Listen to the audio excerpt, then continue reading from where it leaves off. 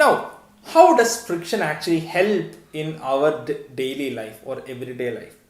ഫ്രിക്ഷനെ നമ്മുടെ ഡെയിലി ലൈഫിൽ ഒരുപാട് സ്ഥലങ്ങളിൽ നമുക്ക് കാണാൻ സാധിക്കും. ആക്ച്വലി നമുക്ക് ഭൂമിയിൽ നന്നായിട്ട് നടക്കാൻ സാധിക്കുന്നത് എന്തുകൊണ്ടാണ്?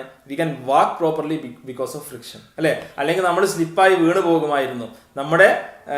നമുക്ക് ഭൂമിയിൽ കാലുറച്ച് നടക്കാൻ സാധിക്കുന്നത് എന്തുകൊണ്ടാണ്? ഫ്രിക്ഷൻ കൊണ്ടാണ്. അല്ലെങ്കിൽ നമ്മളൊരു കാല് വെക്കുമ്പോഴേക്ക് അവിടെ ഒരു ഫ്രിക്ഷണൽ ഫോഴ്സ്, ഓപ്പോസിറ്റ് ഒരു ഫ്രിക്ഷണൽ ഫോഴ്സ് ഇല്ലെങ്കിൽ എന്താ സംഭവിക്കുക, അല്ലേ? ഞാൻ ഇതിന്റെ കാല് ഈ ഒരു സർഫസിൽ വെക്കുകയാണെന്ന് വിചാരിക്കുക. ഓക്കെ, കാലിതാ ഇങ്ങോട്ട് നമ്മൾ ഫോഴ്സ് ചെയ്യുമ്പോൾ തിരിച്ചൊരു ഫ്രിക്ഷൻ ഉണ്ടായത് കൊണ്ടാണ് എന്ത് ചെയ്യുന്നത്, നമുക്ക് കാലിങ്ങനെ ഉറപ്പിച്ച് ഗ്രിപ്പ് ചെയ്ത് വെക്കാൻ സാധിക്കുന്നത്. ഇല്ലെങ്കിൽ നമ്മൾ വീണ് പോകുമായിരുന്നു, അല്ലേ?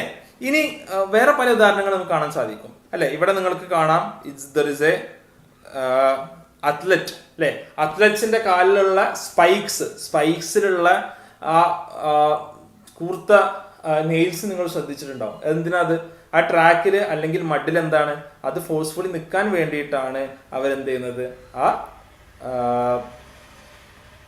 സ്പൈക്സ് ഉപയോഗിക്കുന്നത്. ഓക്കെ, അതേപോലെ ടയേഴ്സിൽ നിങ്ങൾ കണ്ടിട്ടുണ്ടാവും, അല്ലേ? ടയേഴ്സിൽ ഡിഫറെന്റ് പാറ്റേൺസ് ഉണ്ടാവും, അല്ലേ? കുറച്ച് കഴിഞ്ഞാൽ ടയർ ഫ്ലാറ്റ് ആയി കഴിഞ്ഞാൽ, അല്ലെങ്കിൽ നമ്മൾ മൊട്ട ടയർ എന്ന് പറയും, അല്ലേ? കാരണം എന്താ, ടയേഴ്സിലുള്ള പാറ്റേൺസ് ഒക്കെ പോയി എല്ലാം വളരെ സ്മൂത്ത് ആയി കഴിഞ്ഞാൽ പിന്നെ നമുക്ക് ബ്രേക്ക് ചെയ്താൽ നമുക്കത് പിടിച്ചാൽ കിട്ടില്ല. അപ്പോൾ എന്താണ്, അത് ഫ്രിക്ഷൻ കുറയുന്നത് കൊണ്ടാണ്. So friction should be there for our proper braking system, അല്ലെ? നമ്മൾ ടയർ പ്രോപ്പറായി അത് നമുക്ക് യൂസ് ചെയ്യാൻ പറ്റണം എന്നുണ്ടെങ്കിൽ ദർ ഷുഡ് ബി ഫ്രിക്ഷൻ, അല്ലെ? അതേപോലെ നിങ്ങളൊരു മാച്ച് സ്റ്റിക്ക് എടുത്ത് നോക്കൂ. മാച്ച് സ്റ്റിക്കിൽ നമ്മളത് തീപ്പെട്ടി കത്തിക്കുന്നത് എന്തുകൊണ്ടാണ്? അവിടെ ആ ഫ്രിക്ഷണൽ ഫോഴ്സ് ഹീറ്റായി മാറിയിട്ട് അത് ആ കെമിക്കലില് എന്ത് ചെയ്യുന്നുണ്ട്, ഫോസ്ഫറസ് കെമിക്കല് അതിനെ ഹീറ്റ് ചെയ്തിട്ടാണ് അത് കത്തുന്നത്. ഓക്കെ, സോ മാച്ച് സ്റ്റിക്കിൽ നമ്മൾ ഉപയോഗിക്കുന്നത്, അല്ലെ? മെല്ലെ നമ്മൾ വരുതിയാൽ കത്തും ഇല്ല, നമ്മൾ നല്ല ഫോഴ്സിൽ തന്നെ എന്ത് ചെയ്യണം, അത് വരുതണം. അത് ഫോഴ്സിൽ വരുത്തുമ്പോൾ എതിരെയുള്ള ഫ്രിക്ഷണൽ ഫോഴ്സ് ആണ് എന്ത് ചെയ്യുന്നത്, അവിടെ അതിനെ കത്തിക്കാൻ സഹായിക്കുന്നത്. ഓക്കെ, ഇനി ഫ്രിക്ഷൻ എല്ലാ സ്ഥലത്തും നമുക്ക് യൂസ്ഫുൾ ആയിട്ടാണ് വരുന്നത്? അല്ല, എപ്പോഴും യൂസ്ഫുൾ ആണെന്നില്ല. ഇപ്പൊ ചില മെഷീൻ പാർട്സ് തമ്മിൽ മൂവ് ചെയ്യുന്നിടത്ത് ഗിയേഴ്സ് തമ്മിൽ ഫ്രിക്ഷൻ ഉണ്ടാവും, അല്ലെ? ഇപ്പോൾ നിങ്ങൾ സൈക്കിൾ ഉപയോഗിക്കുന്നവരാണെങ്കിൽ നിങ്ങൾക്ക് തോന്നുന്നുണ്ടാവും, അല്ലെ? ഇടയ്ക്കൊരു ഓയിൽ ഇട്ട് കൊടുക്കണം. അതെന്തിനാ? ഫ്രിക്ഷൻ ഉണ്ടാവാൻ വേണ്ടിയിട്ടാണ്, ഫ്രിക്ഷൻ കുറക്കാൻ വേണ്ടിയിട്ടാണ്. ഇല്ലെങ്കിൽ എന്ത് ചെയ്യില്ല, അത് സ്മൂത്ത് ആയിട്ട് മൂവ് ചെയ്യില്ല.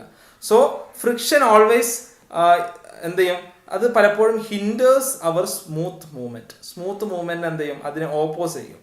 അപ്പോൾ നമ്മൾ എന്ത് ചെയ്യും, അവിടെ നമ്മൾ പല ഓയിൽസ് ഉപയോഗിക്കും, അല്ലെങ്കിൽ ലൂബ്രിക്കൻസ് ഉപയോഗിക്കും, അല്ലെ? നിങ്ങൾക്ക് ഇവിടെ കാണാം ബോൾ ബിയറിംഗ്സിന്റെ ഗിയേഴ്സിന്റെ ഇടയിലൊക്കെ നമ്മൾ ലൂബ്രിക്കൻസ്, ഓയിൽസ് ഒക്കെ ഉപയോഗിക്കും. അതെന്തിനാണ്? Smooth functioning of some machines, right?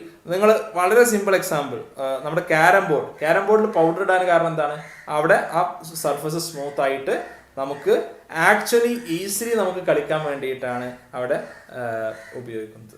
Okay, അല്ലെങ്കിൽ എന്ത് സംഭവിക്കും, ഇപ്പോൾ ഈ മെഷീൻസിലൊക്കെ ആണെങ്കിൽ ഈ ഫ്രിക്ഷൻ മൂലം അത് കൂടുതൽ ഹീറ്റിംഗ് സംഭവിക്കും, കോണ്ടാക്ട് കൂടുതലായിട്ട് ഹീറ്റിംഗ് സംഭവിക്കും. അത് മെഷീനിന് കേടൊക്കെ വരുത്താൻ സാധ്യതയുണ്ട്.